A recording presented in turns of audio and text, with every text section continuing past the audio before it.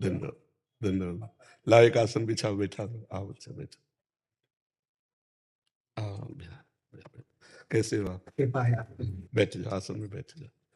इनको चुनरी पहनाओ, इनको दुपट्टा लाओ, इनको भी दुपट्टा लाओ। पूज्य गुरुदेव भगवान, अभी भगवान श्रीमन नारायण की प्राण प्रतिष्ठा हो रही है 7 से 10 फरवरी अच्छा, गौरी गोपाल में। श्री चरणों में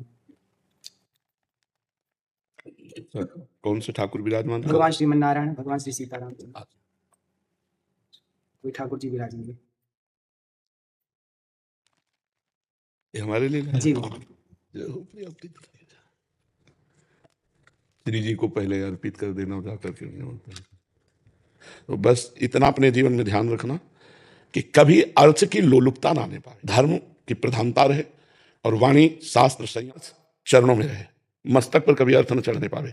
अर्थ नहीं, मस्तक तो सिर्फ भगवान के लिए है, अर्थ चरणों में, मस्तक पर भगवान और वाणी में शास्त्र सम्मानित शब्द, तो सदैव विजयी रहोगे।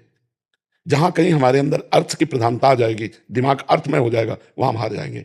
संसार में अर्थ ही सब कुछ नहीं होता, एक प्रतिष्ठा भी होती है। तो आप अपने पीछे भी जैसे आए थे तो आपको यही कहा था कि बहुत सावधान, क्योंकि अगर 100 लोग आपको प्रणाम करने वाले हैं तो 5 आपको गिराने वाले भी हैं।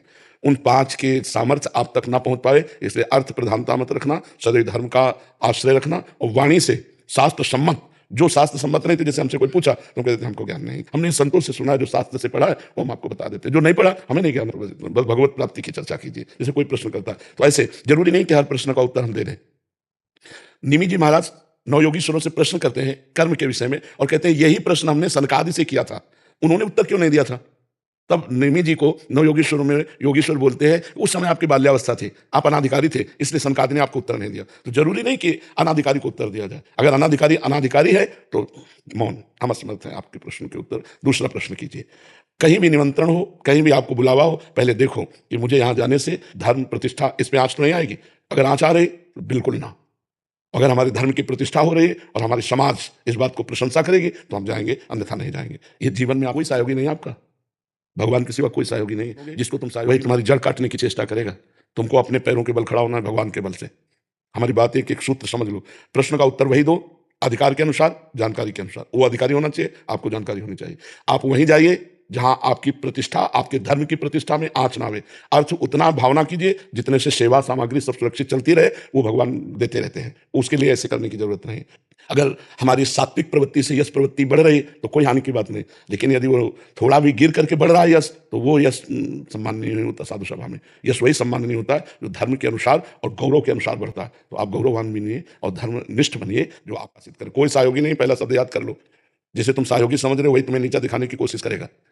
आपको अगर उन्नतिशील बहुत समय तक टिके रहना है धर्म क्षेत्र में, तो आपको अपने पैरों के बल खड़े होना पड़ेगा। इसके लिए आपको परिपक्व रहना होगा, स्वयं परिपक्व रहना होगा।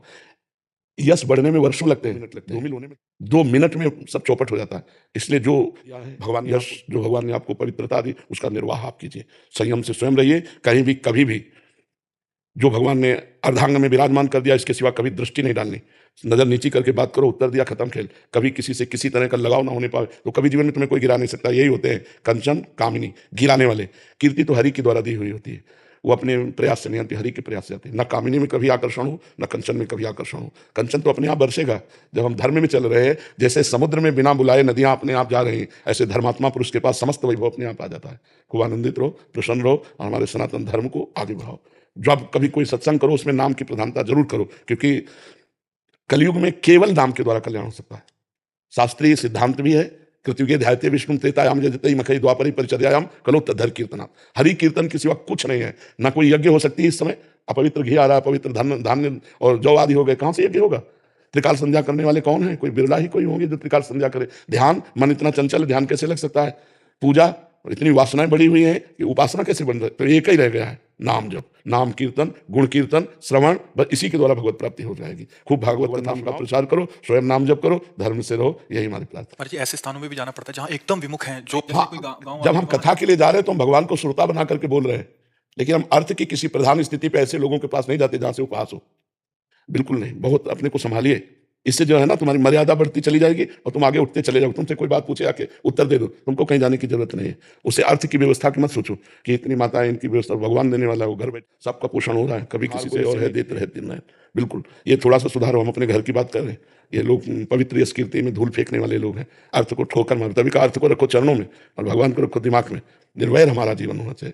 तो ये बहुत बड़ी क्षमता है और बहुत बड़ा यश है। दोनों को संभाल लेना, जहां जाने से थोड़ा भी कोई तुम्हारे ऊपर उंगली उठावे। घर बैठे सब होगा, हमारी बात मान ले, घर बैठे सब होगा, अपने आप सब आएगा, तू चिंता मत कर।